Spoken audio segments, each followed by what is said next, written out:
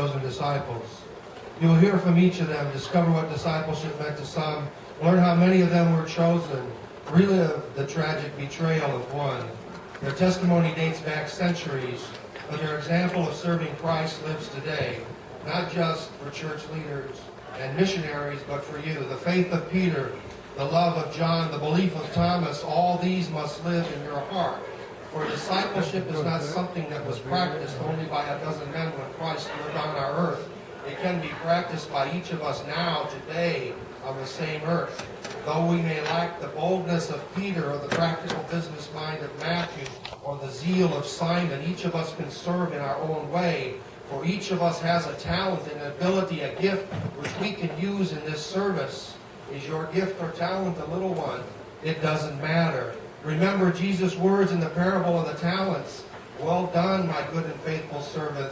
You have been faithful over a little. I will set you over much. The setting for the scene this evening is the upper room.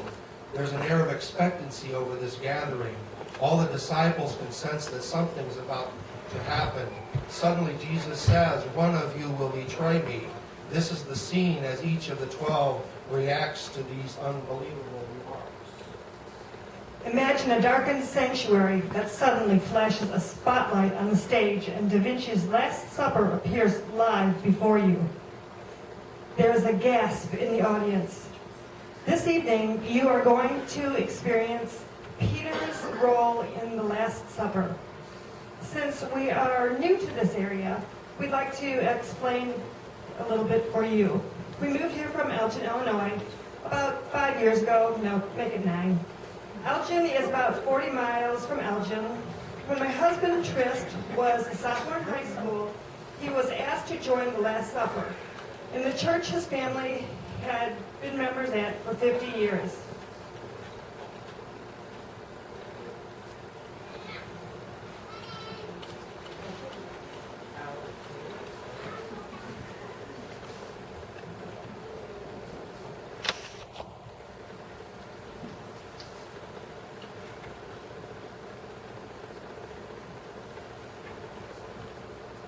I am Peter, called the Rock by Jesus.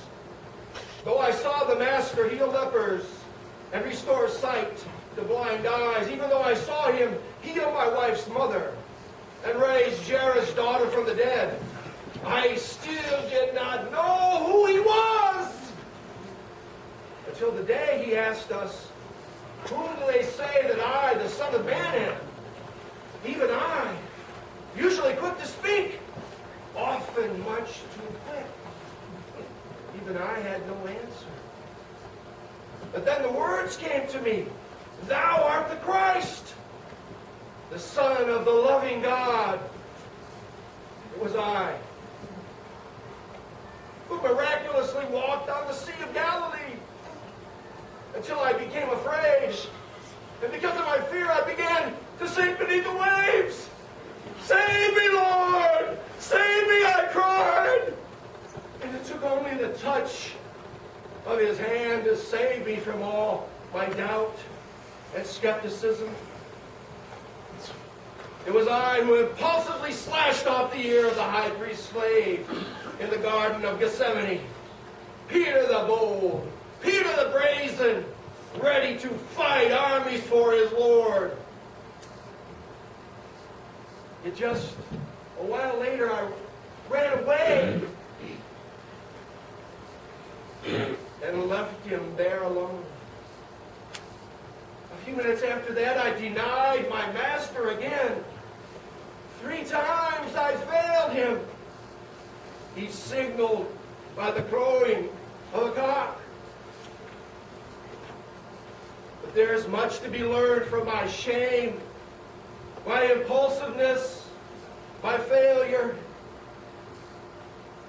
For he who believes in Jesus, trusts his name, and would become, as I did, a fisher of men, he too can hold the keys to the kingdom.